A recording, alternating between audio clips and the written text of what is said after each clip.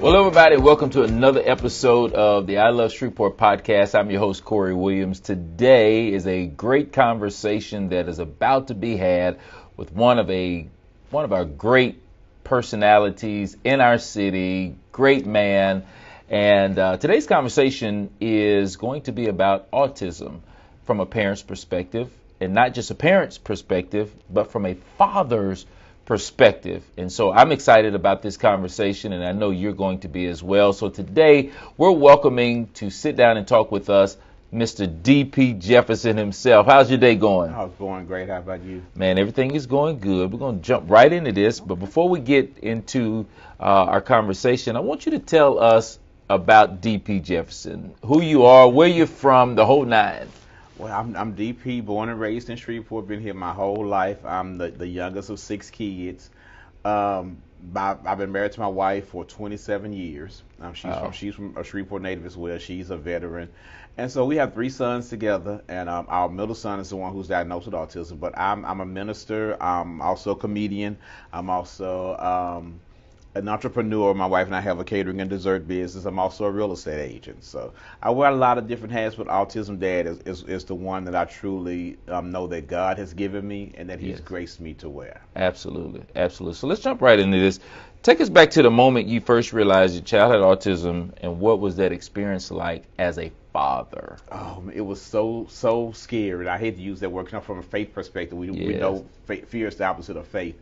But it was definitely scary, and it was very emotional. I was a wreck because CJ is not my biological child, but he was like a year and a half. My wife and I got married, and so I really, being the youngest of 6, my only nephew that I'm close to is only like 5 years younger than me, so I didn't know a whole lot about children. Knew even less about autism. The only thing I can remember about autism was seeing like a Phil Donahue show like forever ago.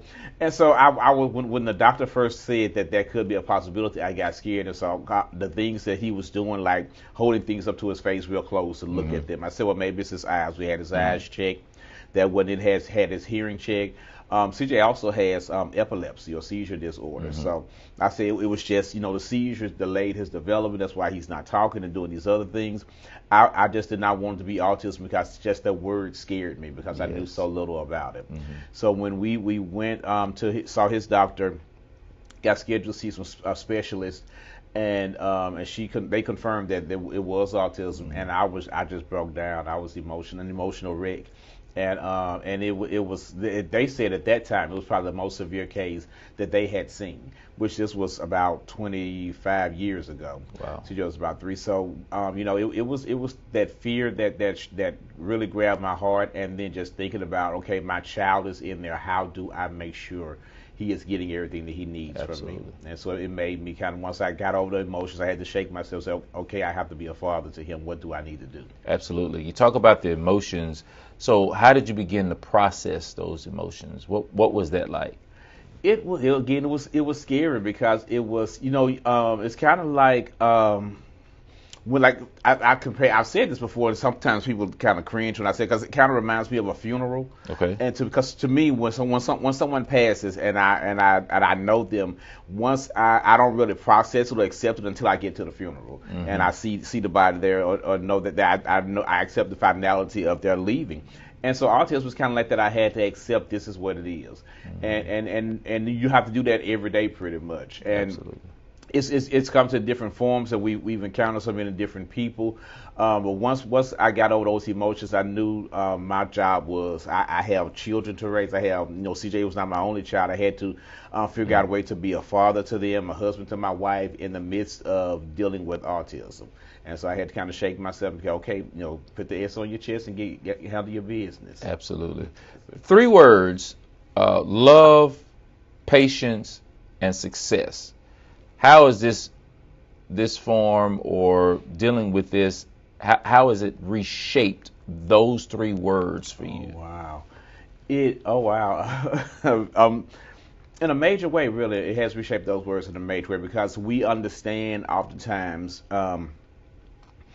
if my sons are understanding, my other two sons, if they're understanding my love for them, they can relate to me, how they're feeling. They can say, well, you said this, I didn't understand it. Or I can tell them, okay, I'm even if they were growing up, okay, I'm punishing you, but it's because I love you. And I could explain to them and talk to them, you're in trouble, but we don't hate you. We're just letting you know that what you did is wrong. So I had the opportunity to explain my love to them, so making sure they were understanding why we did or did not do the things that we were doing. And with CJ, we didn't really have that, because I've always I speak to him just like I speak to anyone else, but he's not able to respond. And so God has truly provided opportunities for him to show that he does understand my love for him, does understand me as his father. And so truly understanding how to kind of show love and receive love, and it not be verbal, it's not be understood, and not be clearly stated, okay, I know that you love me even though you took my toy. I know that you love me even though you won't give me that cookie. And it was challenging. I get really emotional about it. Anytime I've had to kind of punish him, take his iPad or something like that, I'm an emotional wreck, because I don't understand, is he processing this as my love for him, or does he think this man just being mean to me? Absolutely. And then that goes right into patience. We've learned to be patient with him, and also be patient with myself. Like I said, I respond very emotionally to things with him, and so I have to kind of allow myself that time to be emotional sometime, and I just feel like I have to be strong all the time, quote unquote strong all the time. I don't have to keep a straight face. I can cry and still deal with the situation, and pray my way through it. So patience has really been developed, and my wife often tells me, and I've even heard people say, "Gosh, you're so patient. You're so good with CJ." They say, you should be a teacher and work with special needs children. And I feel like I'll be losing my mind. I'm like, is that what y'all see? Because I'm like, if I had hair, I would be pulling it out right now. So it's truly a gift from God to learn how to operate in patience, but both for myself and with my son. And success, oh gosh, that word, when I think about that word, I think about how do I make sure, like I said, with my other sons, they were able to communicate, because they're 26 and 34 now, so they can tell us how they felt, how they understand what we did and didn't do with raising them and different things. And so that's great to have. But with CJ, there was one instance that, and it's probably kind of weird to some people, but it let me know that there was some level of success in me fathering him. And one day we were at home, and everybody was at the house. My wife was there, my younger son was there, and CJ had a worker at that time. We were all at home, and he was at the table eating some snacks, and he was eating some Cheetos, and he came over to me, and he was very calm, and he took my hand and he put my hand on his face, on his nose, and I thought it was weird, but I was like, okay, what are you doing? And he did it again, and then he just sat down, and he did it a couple times. And so I looked, and he had for some reason put a Cheeto in his nose. And so he was so gentle. Everybody that was in the house, he came over to me, and he knew that if he did that, I was not just gonna brush it off and go say, go sit down, leave me alone. Yes. I was gonna find out what he meant. And when he did that, that let me know that he understands how much I care about him, how much he means to me. And that whenever I think about success, as an autism parent, I think about that moment, because I realized that it really spoke volumes, saying how much he understands that I care about him. Absolutely. Yeah. Absolutely. What are some of your daily challenges for your family as you navigate through this that people on the outside may not see or understand? Yeah, it's a lot. It's a lot, because CJ is, like I said, he's 28. Yes. And a lot of times we see like children in the spotlight as autistic when they're small, but this is a whole different game. That we're doing, because he's now adult. He is a grown man, and having to kind of navigate that. He has a lot of emotions that we are seeing come to the top now, things that we hadn't dealt with. He's always had like moments where they call meltdowns, if something's kind of like off, or we're in a different place, or try to introduce him to a new environment, he'll kind of have a meltdown. But lately he's kind of really been, literally damaging walls and things. And we saw that video. A lot of people saw that video on Facebook with the child that was like kind of fighting his family. Yes, yes. And I hate that they showed that, but that's everybody's story. But the things that what CJ is not, he's not violent toward us, but he will like I said, he's damaged all the walls of this room. We've had to have reinforced. And just dealing with that and trying to figure out what makes him go to that place. I mean, we can be at home and he can be fine 1 minute and he'll just go into a rage, go into a fit. And thank God it's not directed toward us, but it's still painful to see my child dealing with something that I don't understand. Absolutely. And so when we to wake up to that, to go to bed to that, some nights before we go to bed, we have to, it's just certain things that he'll get in his mind. Like if he wants one iPad instead of the other, it's an issue to try to explain to him. Look, this iPad is on the charger because it's dead. You have to have this one. He doesn't want that one. And so again, he's a 28-year-old man, and I'm trying to tell this grown man, you cannot have that iPad. And it's just it's those kind of things that we go through daily. That and we don't. I don't think that we have to advertise that part of autism because with everybody is different. Sure. And I mean, for us, we don't have to. Some people feel like it's part of their journey. And it's something new to us, and we're really trying to navigate through that right now because we don't. Our main concern is that he could hurt himself. Sure. And so that's one of the biggest challenges we have right now. We've been seeing different doctors, a psychiatric nurse practitioner right now is prescribing different medications to try to deal with those emotions that he's been showing. Absolutely. If you're just joining us, we're sitting down and got a candid conversation about autism with one of our father perspective with himself, D.P. Jefferson. And so, again, thank you for joining us. And, of course, please share so others can see this interview. So what strategies or routines have been most effective in supporting your child's growth and development? Ooh.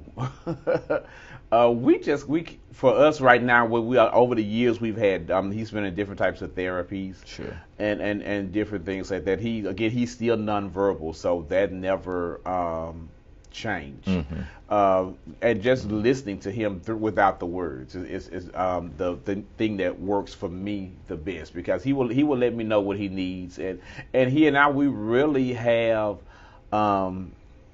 Just an understanding. It's really weird, and I thank God for that bond. But one of the main things is like consistency because he eats like the same thing every morning. Uh-huh. And when he gets up, if he gets up before we're out of bed, he goes straight to the refrigerator. He takes out the eggs, he takes out the sausage, he takes out the things that he eats in the morning. So that consistency and is what helps us a lot. Absolutely. And like I said, if I'm distracted, if I'm doing something, or if his mom gets him up and he doesn't have, because he starts off with a Coke and a bag of chips, and then he gets his breakfast, and then we only give him one Coke a day because if we let him, he'd drink Coke all day. But when he first gets up, we brush teeth, wash face, he sit down, and I give him his Coke and a bag of chips, and then we start on his eggs and his sausage. And then if we, like I said, if I'm distracted, if I'm busy, and we don't get him that Coke and those chips at first, and I pass by, and he'll look at me, I say, oh, okay, and I know to go, because we have to keep him in the garage. That's another whole situation. We can't have him in the house. So I run out, I get him, but he can just look at me and kind of understand. Wow. So that consistency of our date, even with going to church, he understands.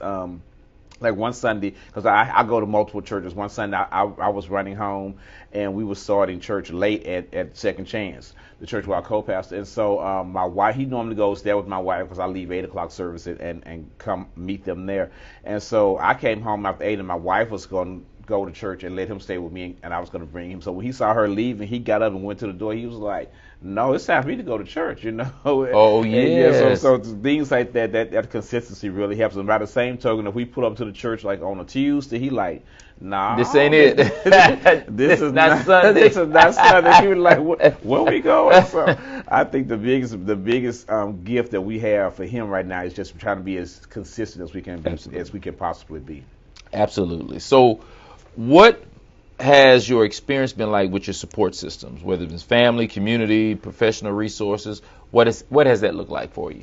My in-laws have truly been a blessing. They are the real MVPs in CJ's life, and I'm grateful because I never knew any of my grandparents, and so they being in his life since he was a baby, since he was born, has truly been a blessing and a gift. That even when CJ was small and was first diagnosed, there were no daycares in the city that would take an autistic child. There weren't any that functioned on his level. Yes. We couldn't find a single daycare, but thank God my mother-in-law was able to keep him while we worked when he was very young. So they've been consistent in his life, and they love him. Right now they live right around the corner from us. Oh wow! And so when if we go for a walk and we get close to their house, he'll look out the corner side. He takes off running. I'm like, I'm not chasing you, go. he will run to his grandparents' house every chance that he gets, and so.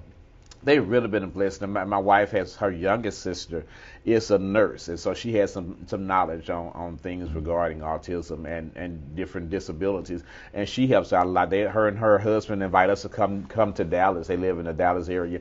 They invite us to come there, and so they can watch CJ, so we can go out. And because having date nights are kind of difficult at this stage where he is. Absolutely. So those people are really important. Of course, in our church family, that even if they can't help or don't understand, they can pray. And when one time they saw the stress on us because we didn't have a worker in the house, and like several of the younger people, not like teenagers, but like the younger adults, they got together, like 5 or 6 of them got together and came over to the house one night to watch him while we went out for dinner. Wow! They knew it was going to take a group of them. So they all came with it like, y'all go get you a steak at Superior's and we'll have CJ's. Absolutely. So those things really help a lot. And I know I pray for, and I really feel sympathy for people who don't have that. My heart goes out to single parents who are raising a child that's on the spectrum or don't have a family. They can really help out. That's really a major concern of mine. Absolutely. This next question is really an important question in all aspects of life, and most importantly in the conversation we're talking about today. How do you take care of your own mental and emotional well-being while taking care of your child? That is a good word. And honestly, I did not for a long time. And, that's a whole lot to leading up to that. I was sick for a while and couldn't work, so it was a lot. But I would just kind of just hunker down and keep doing. I would send my wife on massages and send her on trips with our sisters. And I would just kind of, just go through it, just deal. I felt like that's what I was supposed to do as the man. Thank God I changed that mindset. And I have therapy myself. I have a therapist that I see here locally, and some other trauma in my life. I have had several people close to me who died, and it really impacted me greatly. So that's when my wife okay, so you need to start seeing a therapist. And once I started talking about that, I realized he really was able to help me. Also, just kind of get my mind straight with taking care of CJ. And then we also recently started seeing a marriage counselor as well. Not that, and we told somebody that we were seeing one. They were like, "What happened?" I was like, we were like, "No, it's just that we understand that our marriage is unique. That at this stage we should be what they call empty nesters and be able to do whatever we want to. And that's not the life that we live. And we don't want to just be so caught up in being CJ's parents, CJ's mom, CJ's dad, that we forget to be husband and wife. Absolutely. And so therapy has been a huge factor for the last few years. I'm so glad. I don't tell my wife I said this. I'm so glad that she made me go see a therapist. And that's really it has really helped me. Wow. Absolutely. So tell us, what have been some big victories, whether big or small, that have meant most to you on this journey? When I see other people who see the relationship that CJ and I have, and they get inspired by it. One lady in church said that she came to me in church. She said she was talking to her son about getting married, having children, and he was talking about how many children he has. And she said, well, what if you have a child that's autistic like CJ is? And he said, I believe I can do it because I watch co-pastor. Well, they called me co-pastor, second chance. We said I watch co-pastor and take care of CJ, and he really makes it look easy. Wow. And I was like, easy. crazy. Wow. What does that mean? And so that really encourages me. And then there are there are some single mothers that I know who I'm able to like help their son take him to the barbershop with me and CJ, and that they would trust me to be in their son's lives, sure, even though they're on the spectrum. And so that would be the main victory, that people can see something that I can't really see sometimes. That they'll see, and this is really, and it's just really me expressing my heart towards CJ. I just want him to be loved. I want him to know that he's loved, and to know that that I'm here for him. And I see that other people see that, and they're inspired and touched by that. Absolutely, that's the biggest victory. And that comment just kind of brought something to my thoughts, that maybe as parents sometimes we may need to even sit our children down to say, hey, things could happen when you get older, when you become an adult. You know, maybe navigate them through it now through the conversation, so that you just never know what may happen.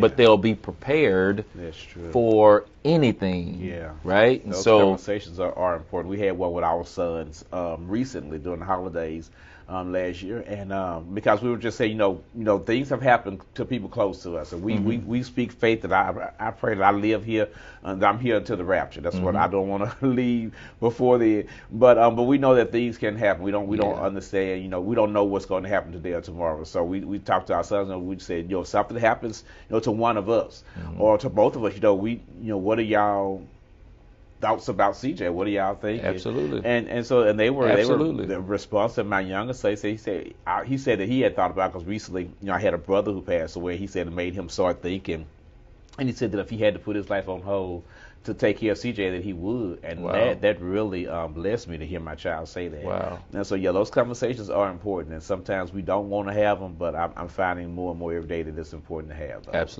Absolutely. Before we close, I want you to do us a favor. I want you to take a moment and look into the camera, and I want you to share some encouragement or some advice, if you would, to any parent who may have just learned that their child has a part of this autism spectrum. Okay. What advice and what encouragement would you give them?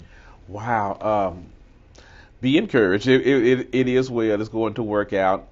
Don't be fearful. I've run into some parents who have just really been in denial about it. It's nothing to be embarrassed about. It happens. And if you have a child who's on the spectrum, then live your life in a way that lets other people know that they can do it. That's one of my greatest goals in life, that somebody will look at our life and feel like they can make it with their child. Several years ago, I was at the bank, and it was a police officer that worked security, and when I walked out, he followed me, and I was a little nervous, but I knew I had only gotten the money that I was supposed to get out of the bank. But he followed me to the car, and he because I had a bumper sticker on my car at the time that said autism awareness or something about autism, and he saw that his child had just been diagnosed, and he had several questions for me, and I was able to answer them. So if you're on this journey, know that there are people out there who will inspire and encourage you. If you want to reach out to me or other families that you know who are dealing with it, then 99% of the time they'll be willing to tell you those things that you need to know. So don't be fearful. Don't feel like life is over. That's kind of how I felt, because it's still a lot of unknowns about it. Don't feel like your life is over. Your life is going to inspire somebody. Just love your child, love yourself, and pray about it. Absolutely.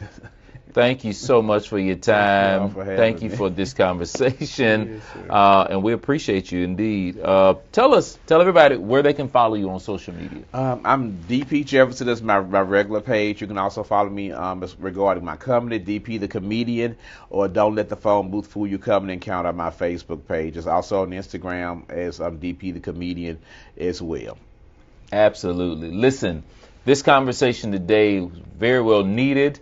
This conversation today from a father's perspective was just a joy to be able to sit down with the one and only DP Jefferson to have today, and we hope that you have been encouraged, enlightened through his conversation and his journey as well. Don't forget, though, we need you to like and subscribe to our YouTube channel, City of Shreveport, LA, and then, of course, don't forget to follow us on all of our other social media platforms. And again, until the next time, this is the I Love Shreveport Podcast. I'm your host, Corey Williams. Have a great rest of your day.